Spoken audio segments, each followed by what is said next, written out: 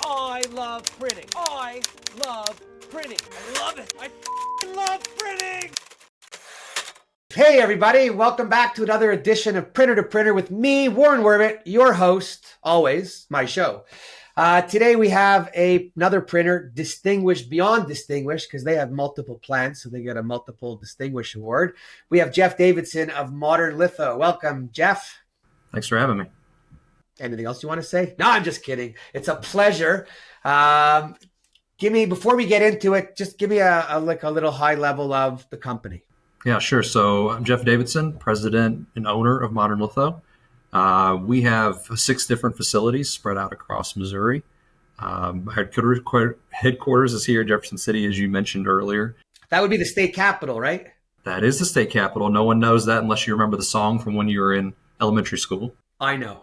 So we've got plants, though, in Kansas City, a big facility there, a big facility in St. Louis, and then a couple smaller here in mid-Missouri and Columbia. And then servicing the local mid-Missouri market. So 380 employees across those facilities. And so, decent size scale for a small family-owned, privately owned company. Oh, it sounds like a small family-owned business. Mm-hmm. Yeah, well, we try to keep that feel, right? So we'll play to the strengths of having the scale and the big equipment and the big facilities, but, staying nimble and staying responsive to our clients is a big deal to us. So we try to keep it the feel of small and family owned.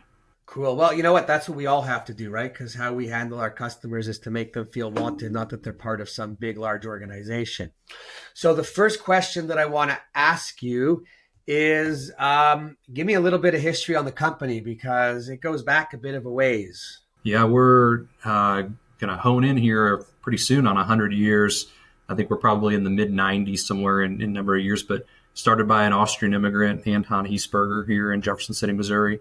Changed hands a couple of times, but in the early 90s, my grandparents actually purchased it. And the great part about that really is that my grandmother was the one that was the operator of the printing company. She was one of the original super strong women in print, Jeannie Moore. And she started out as a customer, made such an impression on the owner that he said, you got to come work for me. She became the office manager, then the general manager, then the president, and then I purchased her from him in the early 90s. He was actually living in Florida during that time, and she was doing the books, get to the end of the month, figure out net income, cut a check, send it to Florida. And so. Wow. I'm actually just sitting here going, wow, your mom was doing all that and in charge at a time where in our industry, women weren't exactly looked upon, right? And even now it's getting better, but still not, I don't think it's great. So my grandmother, right, that was my grandma. And in the 70s and 80s, right, she would go to the print show and she would try to go to a booth and start to talk to an equipment vendor. And they would basically, kind of look right past her. And a lot of them asked, frankly, they'd say, well, when's your husband going to come over and get this deal done? And she'd say, my husband doesn't have anything to do this, and I don't know why you need to talk to him. You don't need to talk to him. I'm the president and run the company. So, but she was an awesome businesswoman. I learned just an incredible amount from her. If there's anybody I try to model my, my professional and personal life after, it would be my grandma and my grandpa both. But she was an awesome lady. So did the men in the family wear the aprons? No, she wore the apron too. My grandma was one of those. It's hilarious that you would say that because you would assume that like for some reason my grandpa was doing the homemaker stuff or something. But my grandfather was equally successful. He was director of corrections for the state of Missouri, so appointed by the governor to run all corrections, and so he had his own very successful career. And now he came home, put his feet up like any husband from that era would do. And so my grandma not only ran a business, but came home and made sure dinner was on the table too. So, yeah, no, that's good. So if I'm still like just in awe that she had what she had and built it up. So like, what would be like one or two things that you think that you really learned from her? I would say, first and foremost, it would be that direct connection with the employees, right? So my grandmother, her open door policy, know everybody by name, make sure they were comfortable coming in if they needed to talk through something, they were having a rough personal time. They knew they could come into her, and she would be, a shoulder they could lean on, and somebody to be there for them. And so I want that same thing with my teammates here, and they know that if they're having a rough go, they can walk in here, and I'm going to be a good listener and support them as best we can. And we're a family, so I'm going to be there for them. And so I wanted that. And then I would say that she had an ultimate level of honesty and integrity with anybody that she dealt with. And so when it came to vendors, I mean, you absolutely knew where you stood, and you knew that you were being treated fairly, and you knew that it was a partnership. And so we still treated that way. And same thing with customers, right? It's very transparent. Customers know where they stand with us, and we're that just kind of that golden rule style, company. Do treat people as you would want to be treated, do as you would want to be done to you. And so, that's every interaction we have is based on that. Yeah, I think, not Print. I think everybody on the planet should really just treat people the way they want to be treated, especially these days. Life's a little out of control. I'm happy to hear that one of the things you picked up from her was the employees. And because I used to have the same mindset, being that I was younger and everyone in the place was younger, and I wanted to be friends with everybody and party with everyone and do all of that. But at the same time that I was still the boss, even though I didn't like that title, because it comes with a lot of conditions you got to follow. But I do remember having one pressman on our AB Dick 880, if you want to go back in time a little. And I used to go into the plant every morning, and I remember going in one morning and seeing him, and he didn't look good. Like when you know someone well and something's not right. And I went up to him and I just said, "Hey, Ray, what's up?" And nothing. And I said, Ray, man, something's up. And he told me, and what he was stressed over was his home taxes were coming up, and he didn't have the money. And I said to him, "How much?" And at the time, I think it was $3,000, a lot of money for people. And I said, okay. And then I went in the front, peeked the bookkeeping, and I said, write me a check for $3,000, set it up to take $50 a week off his paycheck. I mean, the $3,000 wasn't changing my life at all. I wouldn't even feel it there. And then I went in the back and I just said, "Hey, Ray, I want you to do me a favor. I want you to go back, stop what you're doing, go, or lunch, go to City Hall, pay your taxes, and come back, and we're good. And I'll just take $50 a week off." And I kid you not, he was almost in tears, which was nice. But I don't want a guy in front of me in tears, because then I got a tear going, and then it's like got to give a hug, and you know how that goes. But at the end of the day, he did that, and until he retired. I won't say that he was following me around and did everything I wanted, but he was truly a company person, and beyond that, just incredibly grateful. Yeah. Right. And Absolutely. I think a lot of people today forget what it is to be grateful. My motivation is, we spend so much time here, right? More time, say this a lot, and probably don't even understand what it means, but spend way more time with our coworkers than we do usually our immediate family. And so, my motivation is to have folks' time here be a positive growth experience for them personally as well as professionally, so that they make friends and what I would call extended family. When I'm talking about my work family, I'm like, we're extended family here. So, that's fulfilling. That's when you don't dread waking up on a Monday morning to drive into work. That's when you get excited about being here. It's when you have meaningful relationships with the people that you work with, and feel valued, and feel like what you're doing and why you're doing it.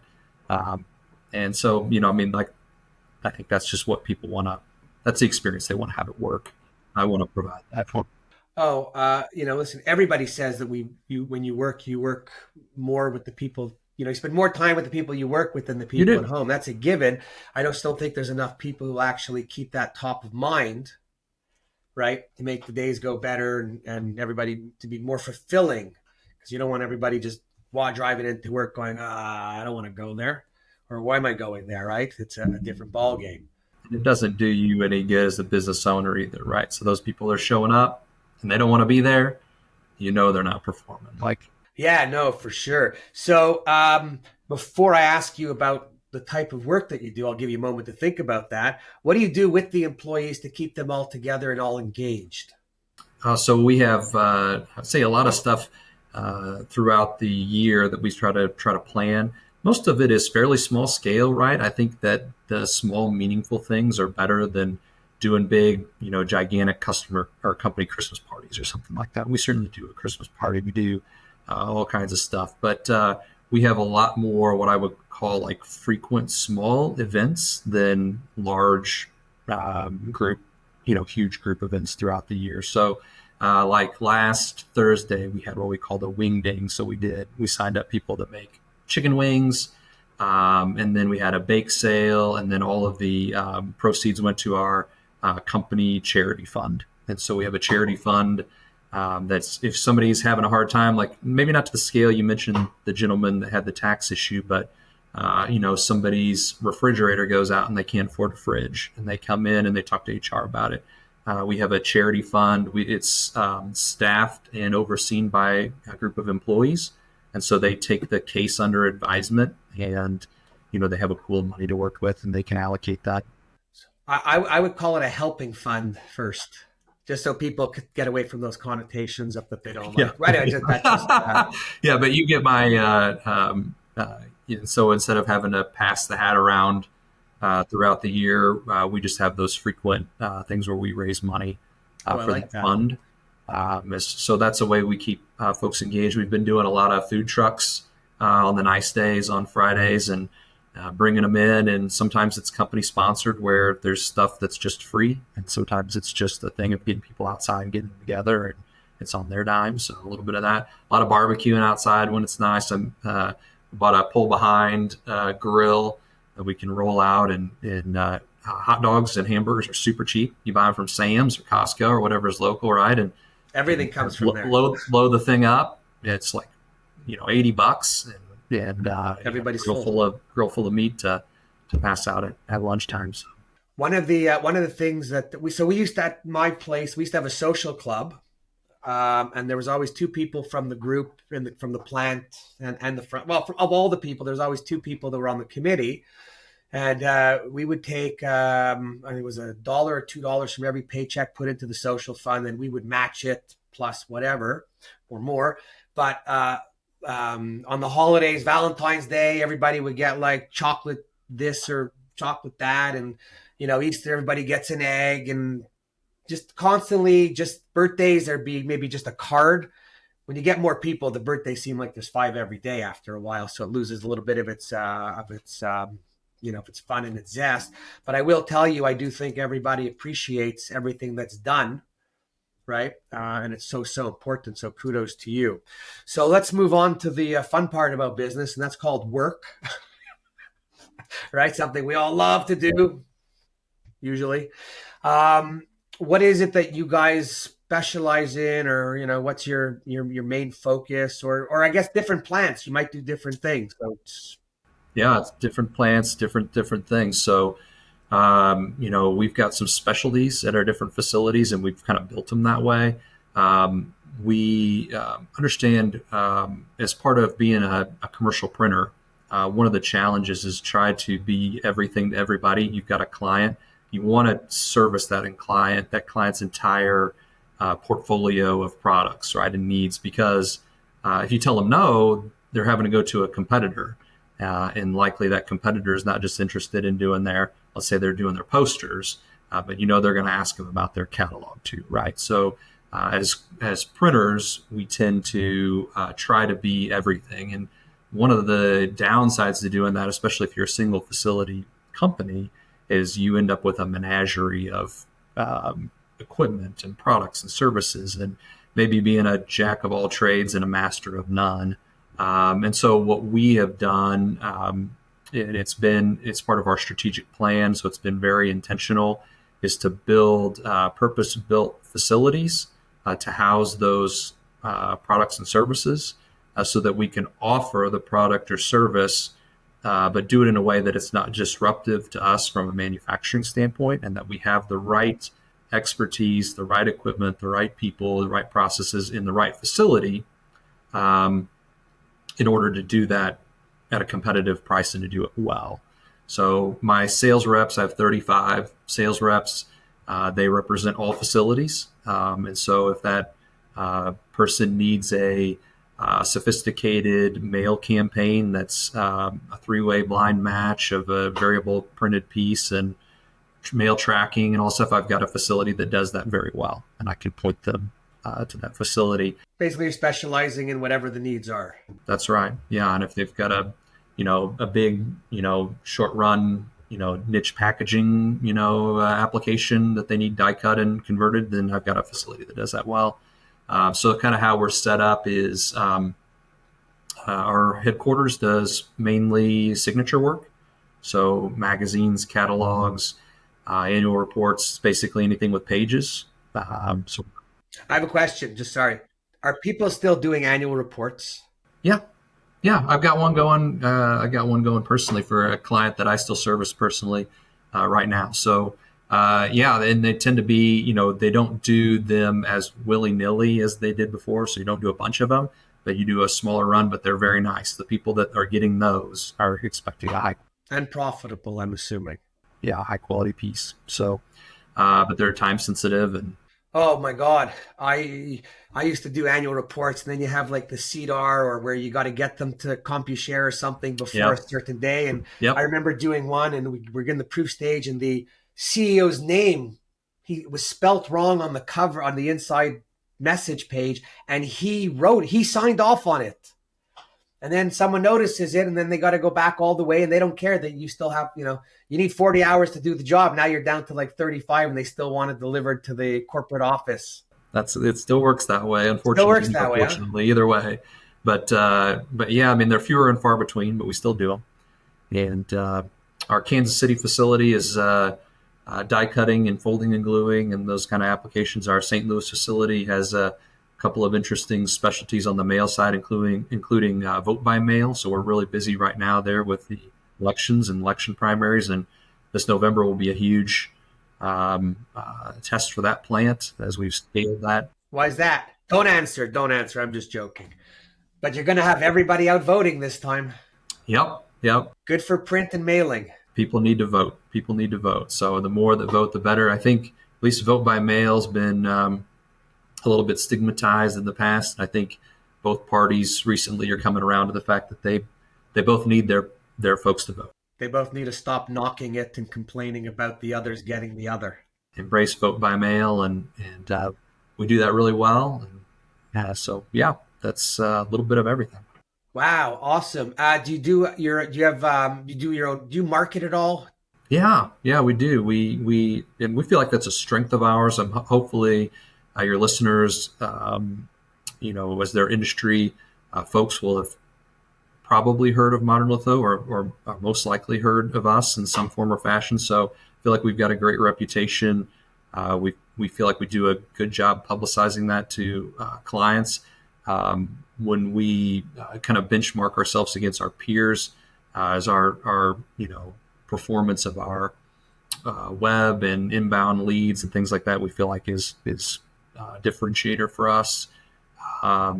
And we're a direct sales organization, so it's all about the customer. It's all about serving their needs and being in front of them. And so it's important to us to be well known. Cool. Oh, just remembered, because I remembered you're a part of GAA, correct? We are a part of GAA. So, and that's, there's GAA is like that acronym gets used for a couple of different organizations. So yeah, but so it's the Graphic Arts Alliance, correct?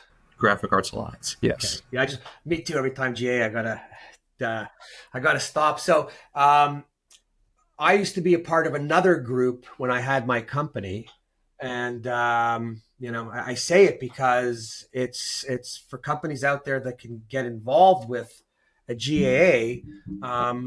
It's basically, for those who don't know, it's basically a buying group for the print industry, for printers, if you can get in, if you're in the right area. And what happens is, by pooling everything, they work with vendors, and then you get money back.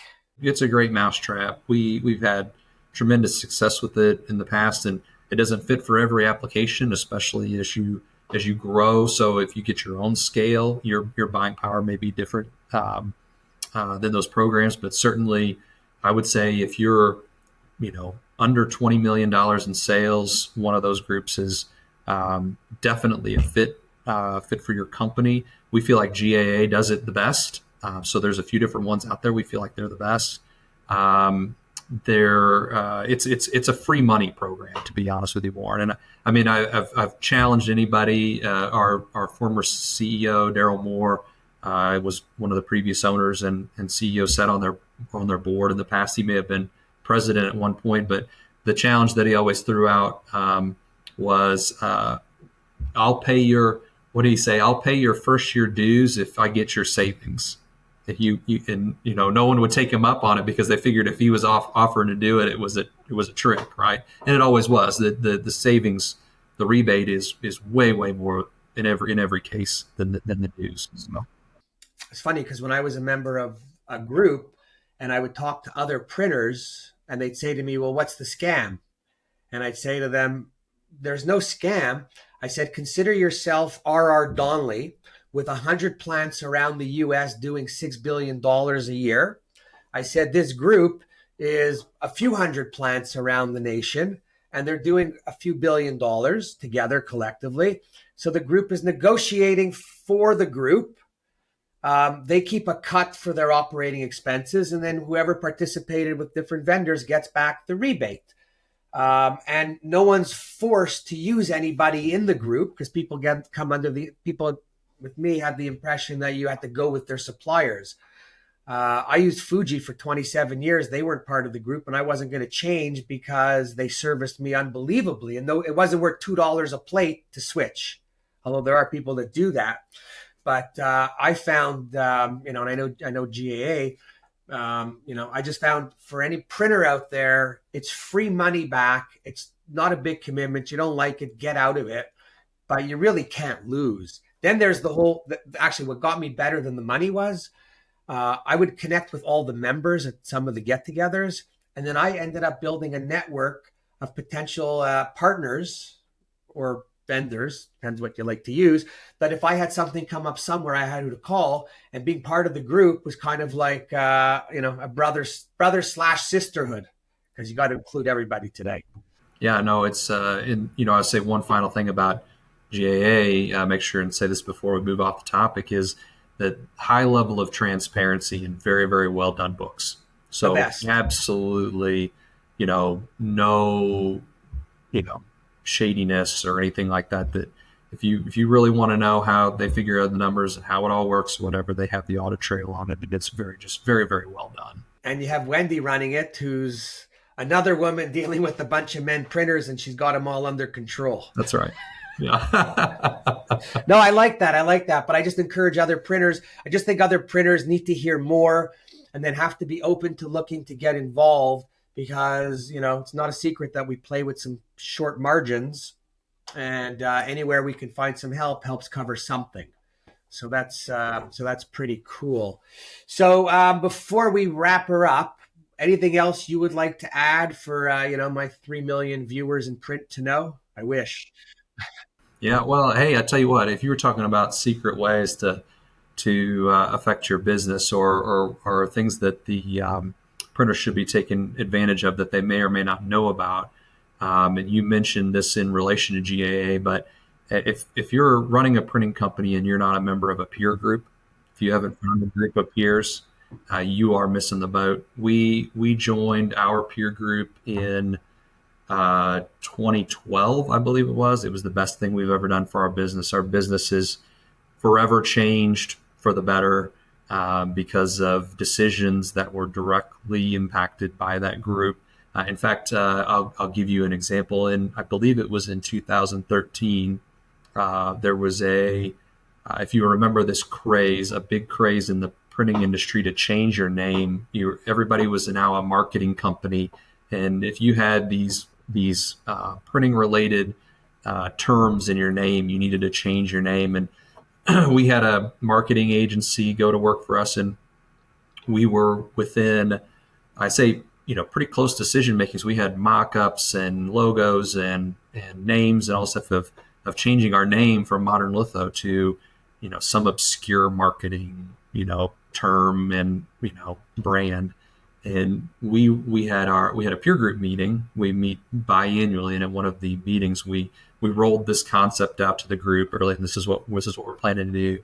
And unanimously to the person, they said, "You guys are the biggest idiots. You cannot. You are trashing 80 years of brand recognition, and people know who you are. And why would you ever change it? And when you're in the middle of things, you don't realize."